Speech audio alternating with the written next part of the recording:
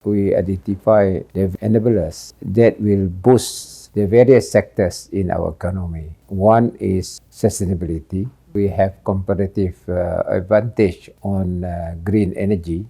Number two is our services sector, where tourism played a bigger role. And the third is manufacturing. And when you talk about manufacturing, it also includes food processing. So those are the important sectors. What is important is the power, the energy sector. This is sufficient incentive for the private sector, including foreign direct investment, to come in and place their operation and manufacturing base here.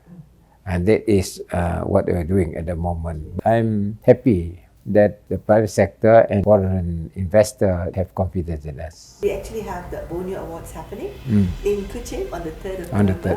How does it feel to have the IBR Awards coming over to Kuching for the first time? Thank you. And bringing the whole world in there? Thank you. Choosing Kuching. I told you, I promised you the last Yes, you did.